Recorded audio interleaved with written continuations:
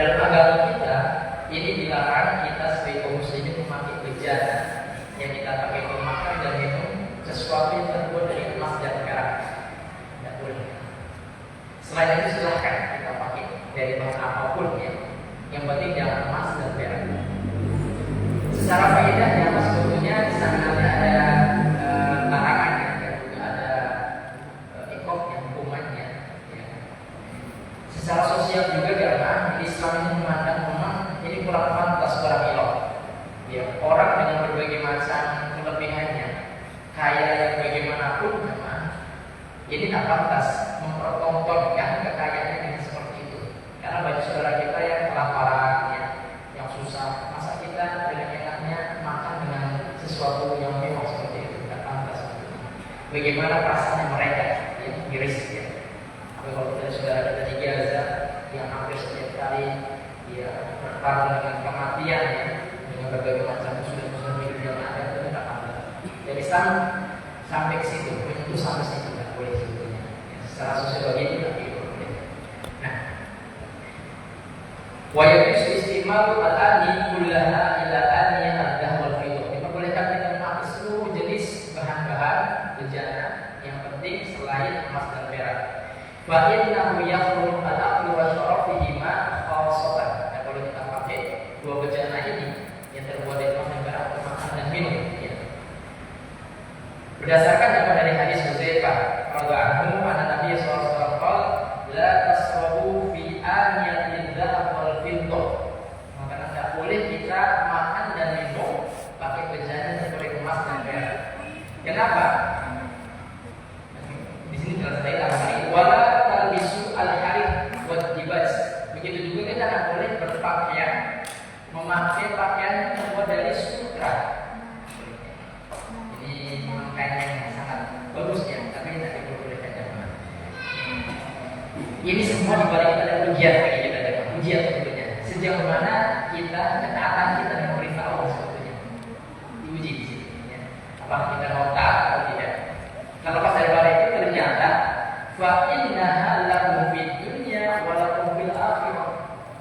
Karena barang-barang itu emas dan perak ya, bejana-bejana itu dan juga pakaian sutra adalah bagi kalian wahai orang beriman nanti di akhirat di surga.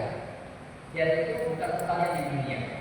Kalau kita jangan perhatikan faktor dalam hadis Rasul, kita akan dapatkan penjelasan bahwa orang-orang yang akan masuk surga itu dari bejananya, dari dipan-dipannya itu terbuat dari emas dan perak. Pakaiannya dari sutra. Jadi itu adalah kenikmatan yang ditunda, ya. Yang boleh kita tergesa-gesa. Ya. Dan itu kalau bagi orang kafir silakan, baginya di dunia. Dan bukan untuk kita, para beriman di dunia. Kita di akhirat.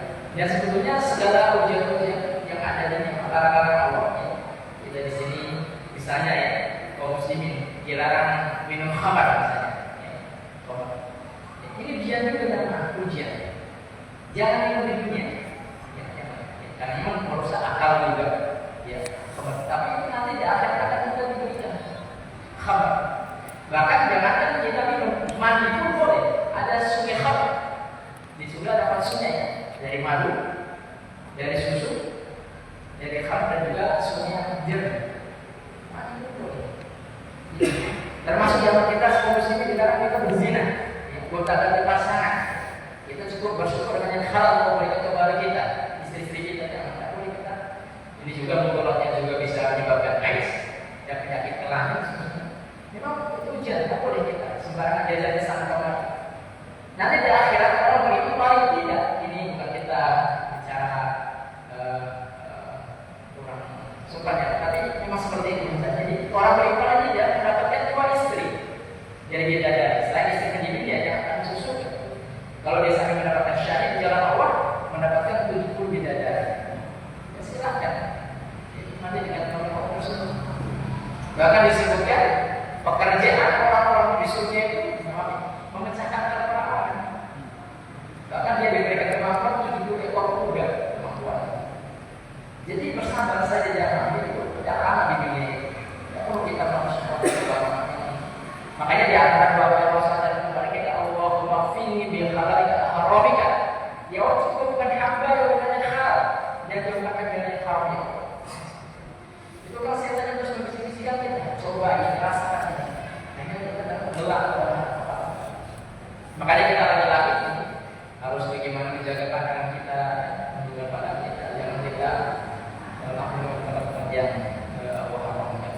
semua ada ujiannya. Kemudian dalam hadis yang lain Rasulullah menyebutkan dari hadis Ummu Salamah radhiyallahu anha, anna Rasulullah sallallahu alaihi wasallam alladzi yasrabu fi ina'il fiddah. Orang-orang yang minum dengan bejana terbuat dari perak termasuk juga emas, innama yujarjiru fi batnin nar jahannam. Itu sama dengan dimasukkan bara api dalam perutnya. Sama dimasukkan bara api dalam perutnya. Jadi ini jamaah di antara peringatan yang Islam larang ya perlu kita jadikan sebagai pelajaran dan kita jangan sampai ikut-ikutan kayak orang-orang di luar Islam ya. Ini juga berlaku untuk laki-laki ya, tidak boleh laki-laki memakai perhiasan dari emas ya, baik itu cincin atau itu bagi wanita tidak. Jadi jamaah yang kalau kita punya itu perhiasan saja istri kita jangan kita yang pakai ya. Tidak boleh bagi laki-laki. Nah kita masuk jamaah kepada taharah sholat, bersuci untuk melaksanakan sholat. Dari hadis Ibnu Umar yang Ahmad qala sami'tu Nabi sallallahu alaihi wasallam yaqul, aku mendengar Nabi sallallahu alaihi wasallam bersabda, la tuqbalu sholatu bi ghairi tuhur. Salat itu tidak diterima tanpa bersuci. Salat itu tidak diterima, tidak sah tanpa bersuci. Wa taharatu naw'an. Taharah atau bersuci ada dua jenisnya. Yang pertama taharatun bil ma'i, taharah dengan menggunakan air. Yang kedua taharatun bis sa'id, bersuci dengan menggunakan tanah, media tanah ya. Awalan yang pertama taharatu bil ma', taharah dengan menggunakan air. Ini ada dua jenisnya, al-wudu wal ghusl, berwudu dan mandi. Mandi wajib, mandi bisa.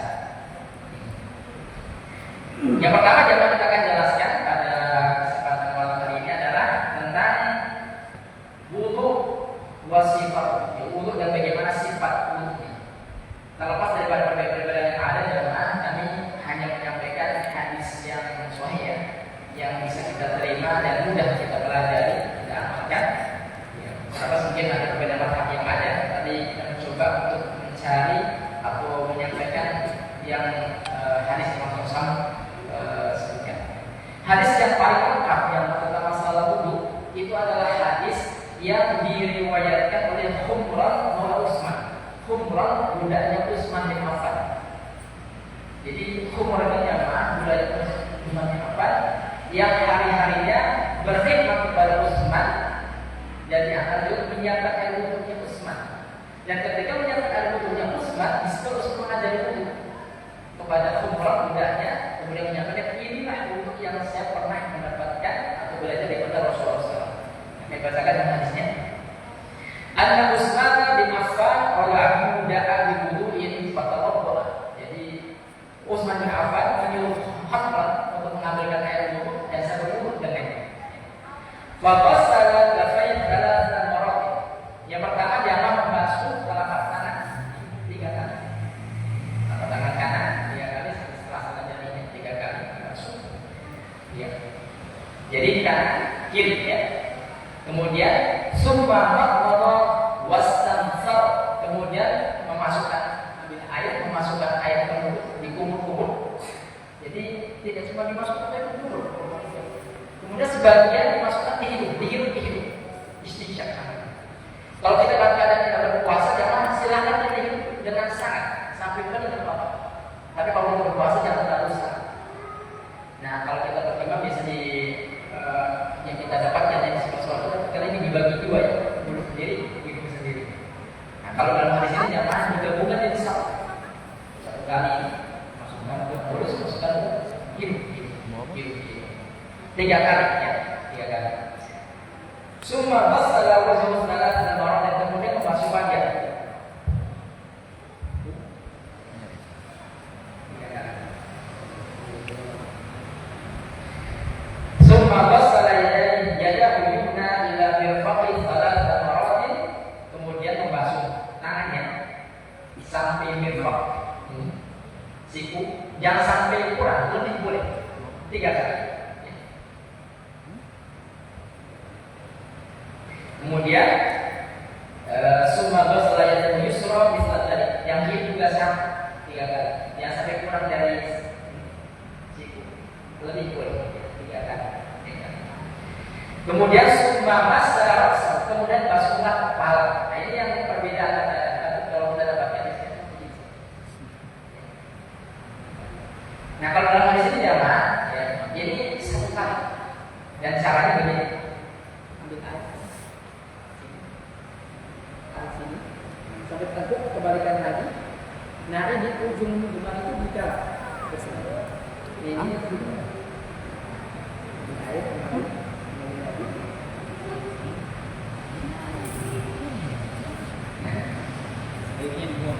Ya.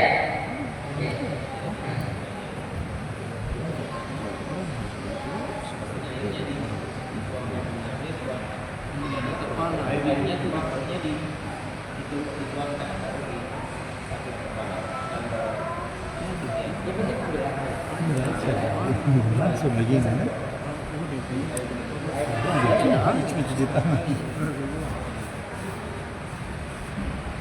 Dan ternyata jamaah rahimahullah, kalau tadi ya, menghirup air hidup ini salah satu faedah sehat juga itu menghindarkan kita dari penyakit sinusitis. Ada gangguan pelayanan hidung yang biasanya. Ini kalau kita bagus cara menghirupnya, ini akan bagus. Makanya biasanya kalau kita menghirup air hidup kan biasanya kita bersin. Ya. Bersin itu mengeluarkan 70.000 bakteri. Makanya kita kalau bersin itu baca apa? Alhamdulillah. Termasuk ini ya, ini kalau kita begini, ini pijatan refleksi, ini menghilangkan migren. Bagus. Kemudian, summa wasala ridal yumna ila ka'bayn salah samaratin. Kemudian memasukkan kaki dan ini langsung begini, dibasuh. Ini kena.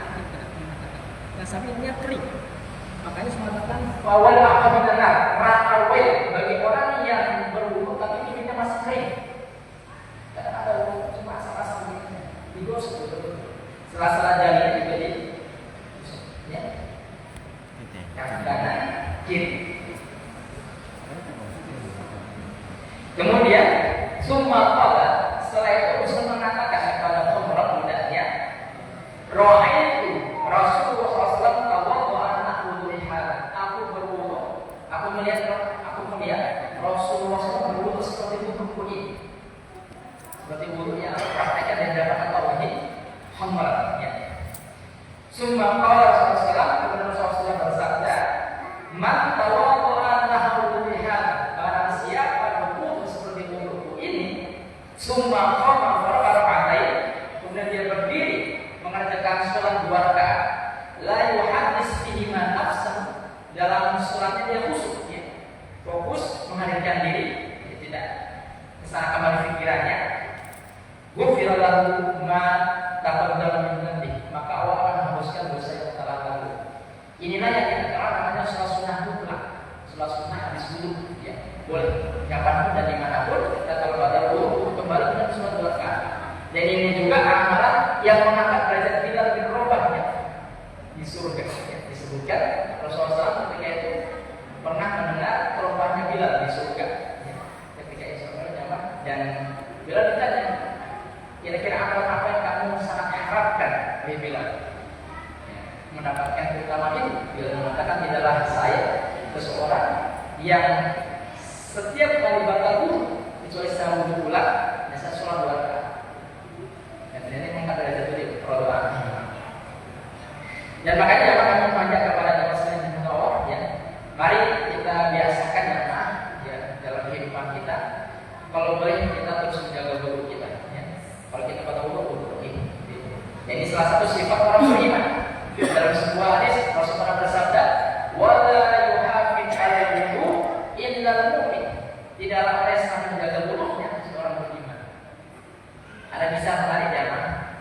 Ini ada teman cerita. Jadi pas penyeberangan naik kapal, tiba-tiba datang ombak. Orang dalam kapal mau mencari pelampung dan seterusnya. Ini ada orang aneh. Dia mencari di mana tempat wudu. Mau wudu dulu. Kenapa? Saya mau wudu dulu. Nah, kalau ternyata ini hanya diri saya sudah berwudu, sudah masih berdasarkan suci, masih berpikir seperti itu.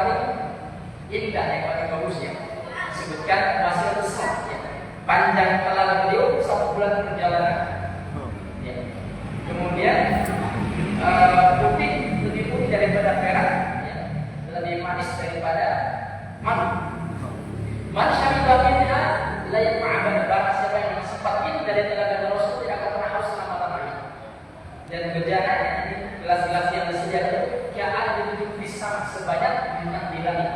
Rasul umatnya disediakan. Nah, ketika Rasul menyampaikan masalah derajat itu, para sahabat tadi bertanya, ya Rasul, bagaimana Anda bisa mendapat umat Anda yang banyak setelah kematian beliau? Rasul tidak kenal. Kalau para sahabat mungkin Rasul mengenal ya. Tapi kita ini, apakah Rasul mengenalnya? Ya. Rasul mengatakan dengan, ya, saya bisa mengenalinya. Bagaimana pendapatmu kalau sekiranya ada sekelompok kuda itu berwarna hitam, ya, rombongan kuda berwarna hitam, dan di situ ada seekor kuda yang kepalanya dan kakinya berwarna putih, mulutnya. Apakah kamu bisa mengenali walaupun dari jauh? Itulah cuma bisa mengenalinya walaupun banyak dan jauh. Dan ternyata apa? Semata min al-dari kuda bukan tersebut diberi cahaya. Saya bisa mengenalinya. Makanya jangan nikmatilah wudhu yang disyariatkan itu kita nikmatilah, bisa kita menjaga. Kemudian poin berikutnya yaitu syurutu sihati. Apa syarat sahnya wudhu? Syarat sahnya wudhu ada 3 syarat sahnya wudhu. Yang pertama an-niyat, perlunya niat. Niat ini merupakan landasan awal dari semua ibadah yang terlulus dan niat. Dan niat ini juga membedakan ibadah apa yang kita kerjakan, ya, dan juga membedakan apa yang wajib, ini sunnah, ya, dengan niat itu. Makanya terus kita jaga juga niat kita, hendaknya terus mencari ridho Allah Taala sebagai ibadahnya. Dan niat ini termasuk dalam hati, ya. Dan hatinya sudah sah. Ada lafaz yang lafaz yang ada itu sekedar penguat. Ya, kalau dalam hati kita sudah niat berwudu atau mengadakan sholat, ini sudah sah insyaallah. Ya. Kemudian disebutkan ini wala yusra at-talaffuz biha li adami thubuti anamnya. Tidak disyariatkan dilafazkan dan tidak ada hadis yang secara sahih yang maksud melafazkan niat awal itu dan seperti itu. Yang kedua jamaah tasmiyah, membaca bismillah. Ini syaratnya kedua, membaca bismillah. Dalam hadis dikatakan la sholata liman la wudu'a, tidak ada salat yang tanpa wudu, wala wudu'a liman lam yudhkar ismuhu alaih, dan tidak ada wudu yang tanpa menyebut nama Allah, tanpa baca bismillah. Bismillah ini jamaah awal semua kebaikannya.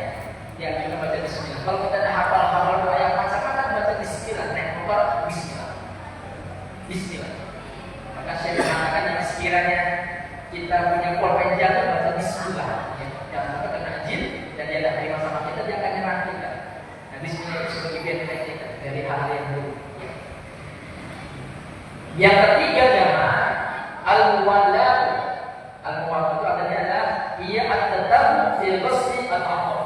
Bagaimana kita ketika berwudu itu urutannya teratur. Tidak boleh berulang-ulang. Misalnya kita berwudu kepala dulu baru kaki dulu. Makanya dalam bahasa hadis wudu itu jangan pakai sunnah, kemudian. Artinya berurutan. Tidak boleh kita berulang-ulang.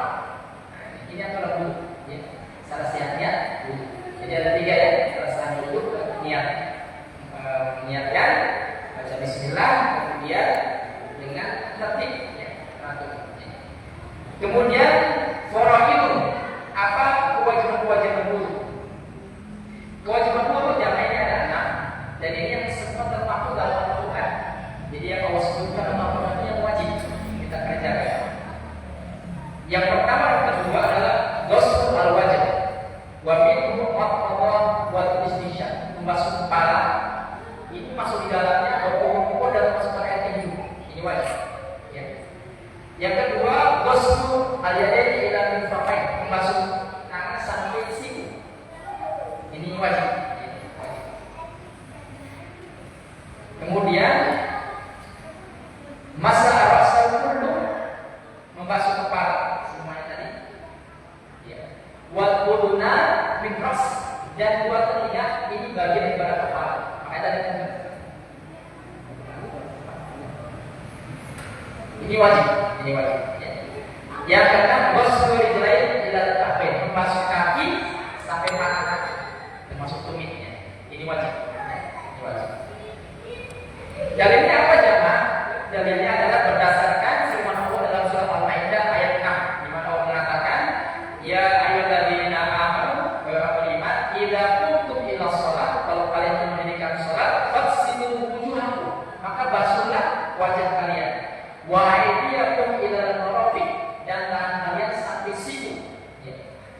Wa mashu bi ru'usikum, dan basuhlah kepala kalian, wa arjulakum ila ka'bayn, dan kaki kalian sampai dua mata kaki. Jadi yang disebutkan dalam Al-Quran ini yang wajib kita kerjakan. Kemudian jemaah yang dirahmati Allah,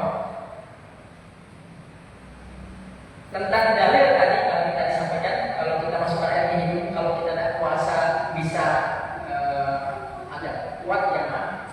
Rasulullah mengatakan, baliku fil istisyabi illa an takuna sha'iman. Hiruplah dengan sangat kalau kalian, ya, kecuali kalian tidak berpuasa. Puasa yang jangan terlalu kuat hirupnya. Khawatir bisa masuk yang membatalkan puasa itu. Kemudian jamaah yang dirahmati Allah,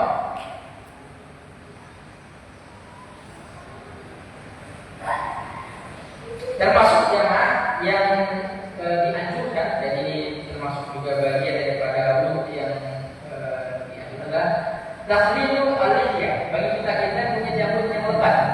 Ini sela-sela, ya. Kita basuh kepala, lebatnya sela-sela, ya. Ini berdasarkan hadis Anas bin Malik ketika beliau melakukan seperti itu, ya. Disebutkan bahwa ada Rasulullah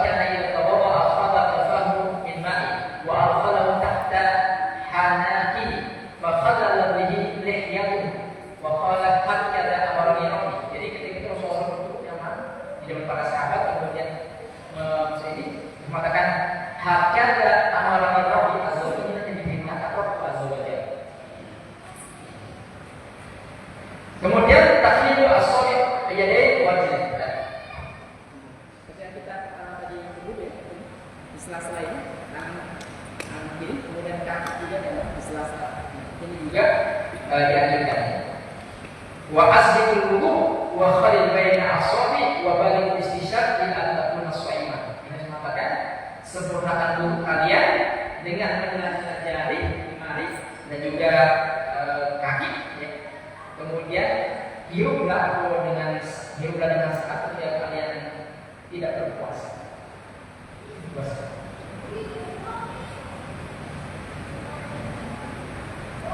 Ya. Kemudian karena ini tadi yang wajib, ya. Yang sunnah, apa saja yang disunahkan dalam wudhu? Yang pertama asyiwak, bersiwak sebelum wudhu. Memang ada kayu siwak, ya. Tapi kalau kita tidak mendapatkannya, kita sikat gigi. Terutama kalau teman-teman sekalian yang maksudnya habis makan, ya. Habis makan, teman-teman kalau masih ada yang merokok, ya.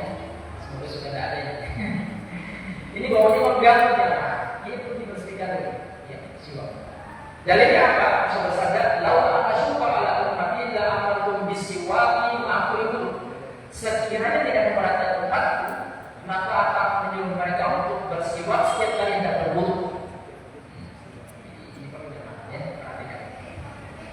Yang kedua adalah ghuslu kafain thalatha ila awal wudu, membasuh, ya. Sebelum kita wudu, kita memasukkan. Ini sunahnya. Kemudian yang ketiga, al-jamu baina maqbah wal istishaq dalam bila gharfah. Termasuk sunnahnya menggabungkan satu kali ini untuk dua.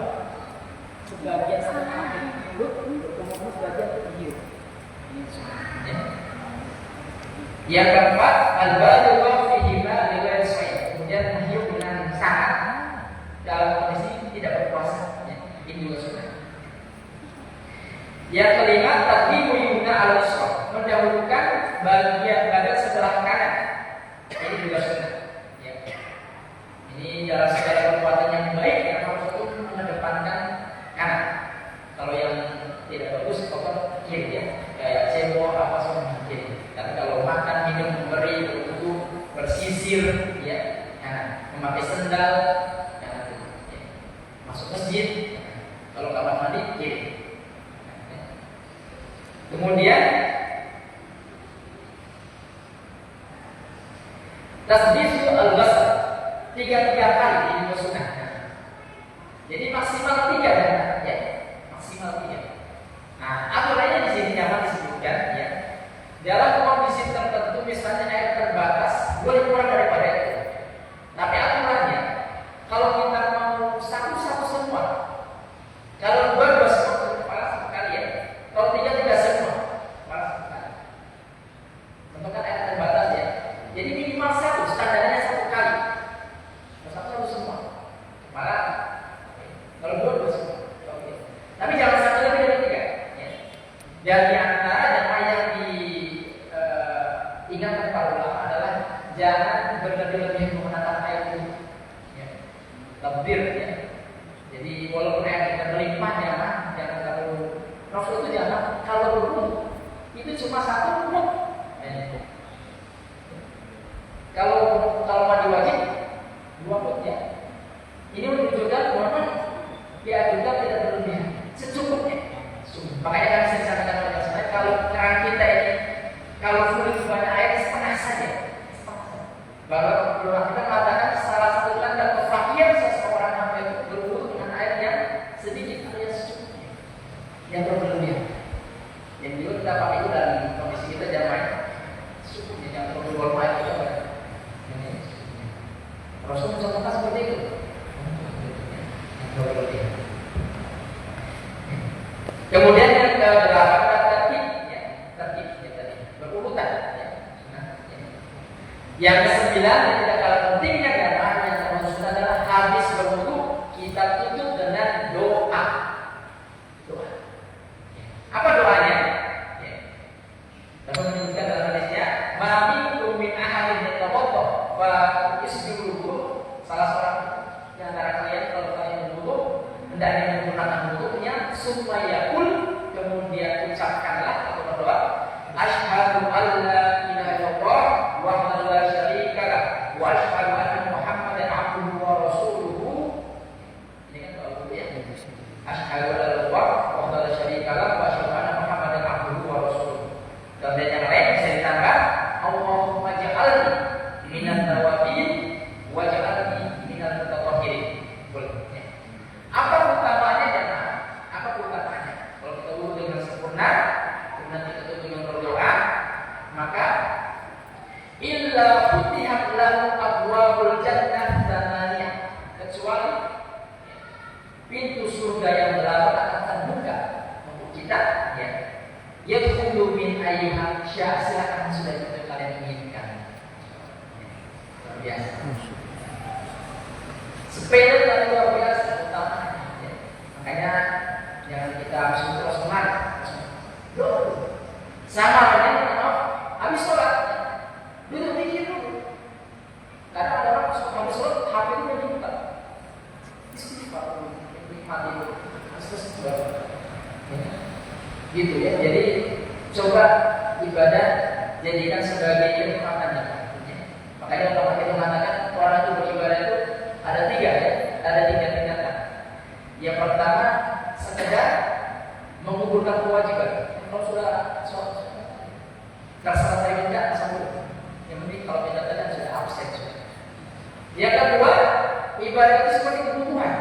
Kalau tidak ibadah ada yang merasa kurang gitu ya. Ini agak penting.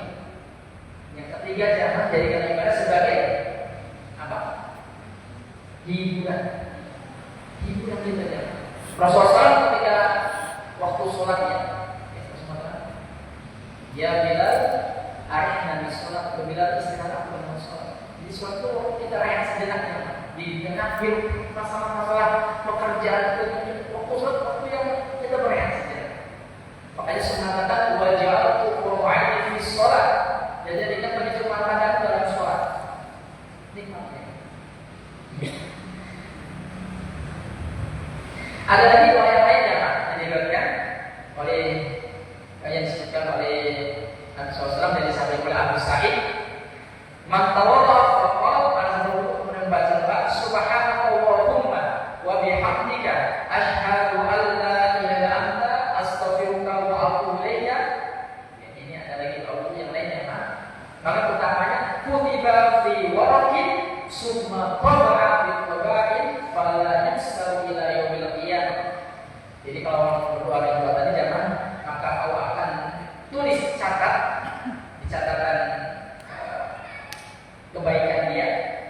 dan itu tidak akan terhapus sampai hari kiamat. Sampai hari kiamat. Silakan. Ini kalau kita mau hafal silakan. Ya, bisa. Yang ke-10 jamaah di antara sunnah ya selepas sunnah adalah as-sholat rakaatain ba'da. Sholat 2 rakaat. Setelah ini namanya sholat sunnah mutlak ya, sholat sunnah sunnah ya. Ini mengenal waktu dan keadaan. Kapan kita habis sholat, dia habis wudu, sholat 2 rakaat. Ya. Makanya jamaah yang juga kadang kami ada pertanyaan, Ustaz ada sholat qobliyah. Dan sholat ini sudah sholat qobliyah sebetulnya ya. Yang kita berwudu, kemudian kita sholat 2 rakaat, sampai kita bertobat di sini. Ini bisa manusia yang telah lalu. Ya. Sematakan mak tawadhu anhu bihada, barang siapa berwudu seluruh ini, summa qama farqa raka'atain, kemudian berdiri menjalankan sholat 2 rakaat, la yuhaddis bihi man nafsan, yang sholatnya dia menghadirkan diri, tidak pikiran kesalahan khusus dalam sholatnya, ghufira lahu ma taqaddama min dosa-dosa yang telah lalu, menghapuskan dosa yang telah lalu. Nah, ini kami bacakan lagi dari Bilal bin Abi. Dari sahabat yang mulia Abu Hurairah radhiyallahu anhu, ada Nabi sallallahu alaihi wasallam di Bilal, Rasul mengatakan kepada Bilal, "Inna sholat subuh." Ketika waktu sholat subuh jamaah, kami sholat subuh, Rasulullah SAW mendekati Bilal dan mengatakan kepada Bilal, "Ya Bilal, akhirni bi arja amalin ambiltahu bil Islam." Kabarkan kepada saya, ya, amalan yang paling kamu harapkan dalam Islam. Kabarkan kepada saya, beritahukan kepada saya, wahai Bilal, amalan dalam Islam yang kamu sangat harapkan. Ya, artinya sangat mendapatkan rahmat dan surga dari Allah. Ya. Fa inni sami'tu jawfan 'alaika baina yaday fil jannah. Dan aku mendengar gerak langkah topah di surga. Ya, saudara kepada Bilal. Di sini juga ada poinnya adalah kita ini menunjukkan bagaimana dekatnya Rasul dengan para sahabatnya, bagaimana dekatnya Rasul dengan para sahabatnya. Sampai langkah kakinya pun Rasul kenal. Ini langkah kakinya Bilal ini. Kenapa sih? Itulah kami kita dapat begitu dekat kepada para sahabat. Apa kata Bilal bin Rabah kepada Rasulullah? Ma'amiltu amalan, tidaklah ada amalan yang aku amalkan al-zira'il yang aku sangat harapkan an-nilal at-tahar tuhuran di saat minal-lail aw nahar. Tidaklah akan saya harapkan, saya upayakan ketika saya berada di waktu malam atau siang dan saya bakal segera saya menuju saya bersuci ya menuju saya. Kemudian illa sholaitu bidzalika tuhur. Kemudian saya menggunakannya untuk mengerjakan sholat dengan wudu, dengan sholat dengan wudu yang tadi saya lakukan. Maka tiba di adusol, ya. Dan saya menggunakan untuk sholat 2 rakaat. Ya. Jadi tidak saya melewati waktu siang atau malam, ya. Dan saya di situ batal wudu, ya. Terus saya bersuci kembali, kemudian saya sholat 2 rakaat. Ini yang saya lakukan. Nah ini perlu kita coba ya, kalau kita mau silakan. Ya ini salah satu tambahan juga amalnya. Nah jadi sekali lagi ada yang perlu kami ingatkan kepada kita sekalian yang kembali dulu dengan air secukupnya ya, dengan berlebihan.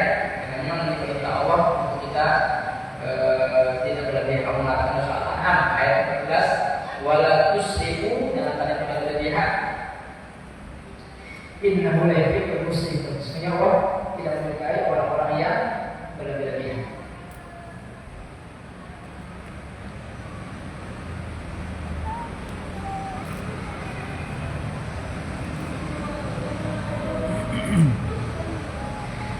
Masih ada waktu? Masih berapa? Baik, kami tutup dengan nawakib pepatah-pepatah dulu ya. Apa saja pepatah-pepatah wudu? Yang pertama, makharajan min sabilain, al-qubul wa dubur, keluar dari dua jalan, ya. Qubul dan dubur, ya. Qubul dan dubur. Ya. Depan belakang maksudnya keluar air kecil, ya, atau besar atau termasuk juga angin, buang angin di belakang wudu, ya.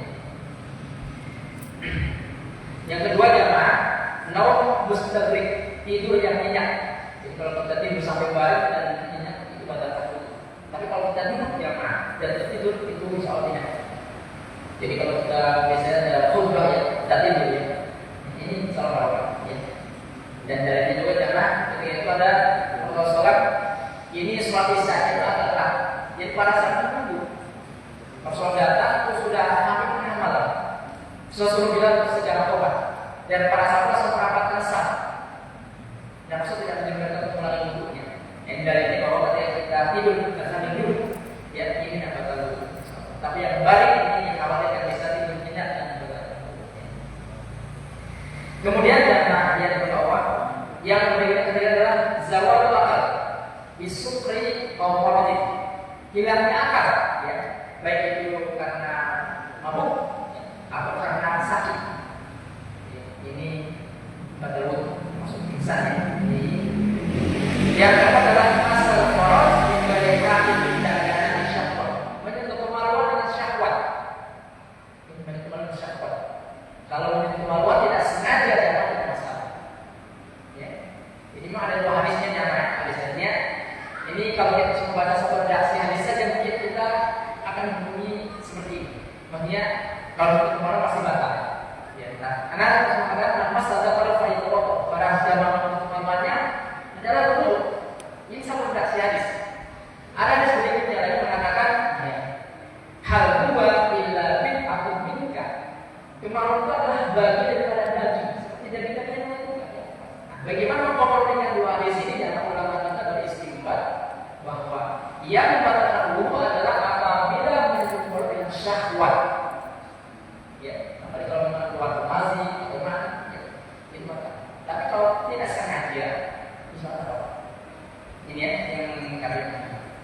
Yang kelima jamaah yang membatalkan itu adalah aklu lahmil, memakan daging unta. Jadi maksudnya kalau lagi umroh atau haji, makan daging unta itu batal wudu ya, pulang wudu lagi.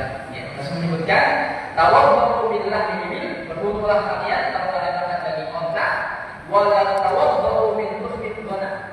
Kalau usah wudu kalau kita makan daging kambing atau daging lainnya. Kemudian ada dua amalan yang dianjurkan kita berwudu. Yang pertama sholat, yang kedua yang wajib kita berwudu apa? Sholat ya. Ya, ada tawaf bil bait, tawaf di Masjidil Haram, Ka'bah. Itu wajib wudu, ya. Sebagaimana saya mengatakan la yuqbalu sholat, la yuqbalu sholatan di ghairi wudu. Allah tidak menerima salat tanpa bersuci. Rasulullah mengatakan at-tawafu bil baiti sholat. Tawaf di bait itu bukan seperti sholat. Ya. Illa anna wa ahalla bi kalam. Kecuali beda. Kalau kamu itu boleh kita berbicara. Kalau sholat tidak boleh. Tapi kalau seperti sholat, ya, itu jalan.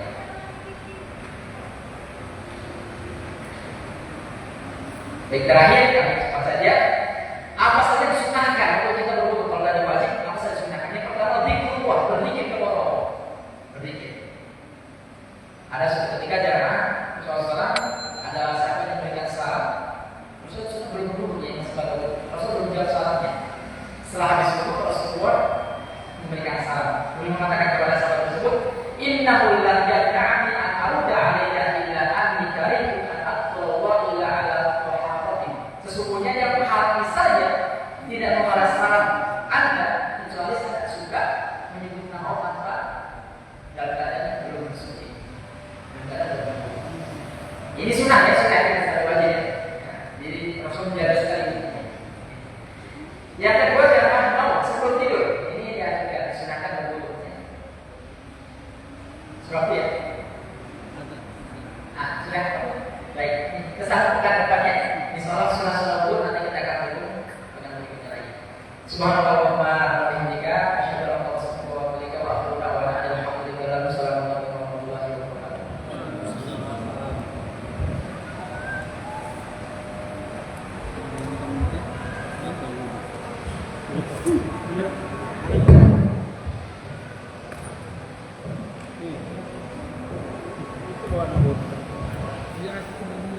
Hah?